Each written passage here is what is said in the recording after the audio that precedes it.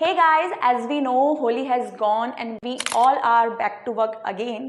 लेकिन लिटरली होली पे बहुत मज़ा आया और खर्चा भी बहुत हुआ। सच में जेब एकदम खाली हो गई। कभी कभी तो लगता है काश मेरे पास नोट छापने की मशीन होती तो पूरी इंडिया की गरीबी ख़त्म कर देती।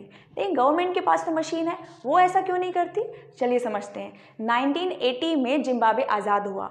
फिर क्या होना था? आज़ाद होने पर उन्होंने मशीन मोड ऑन किया और बहुत सारे नोट छापे और जनता में बांटने शुरू कर दिए। उस टाइम एक जिम्बाब्वे डॉलर की वैल्यू एक यूएस डॉलर के बराबर होती थी, लेकिन बहुत सारे पैसे होने की वजह से प्रोडक्शन कम हो गया और ख़रीदारी बढ़ने लगी।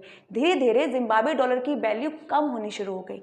फिर उन्होंने और ज़्यादा वैल्यू के जो डॉलर्स थे वो बनाने शुरू किए। 2008 तक एक यूएस डॉलर की वैल्यू उनके 100 बिलियन जिम्बाब्वे डॉलर के बराबर हो गई।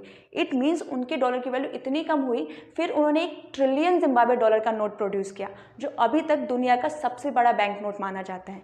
लेकिन इस एक्सपीरियंस से हमें ये समझ में आता है कि आपका अगर इकोनॉमिक स्टेबिलिटी करनी है तो जस्ट करेंसी को प्रिंट करना एक सोल्यूशन नहीं है, वो और भी ज़्यादा फाइनेंशियल क्राइसिस को बढ़ा सकता है। इससे गरीबी मिटे ना मिटे, महंगाई बढ़ जाती है।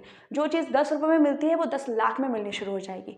मीन्स अगर आपके पास मशीन है तब भी आपके अमीर होने के चांसेस बहुत कम है। ऐसी और इन्फॉर्मेटिव वीडियोज़ के लिए जल्दी से फॉलो कर लीजिए। Till then stay focus, stay consistent, successful follow.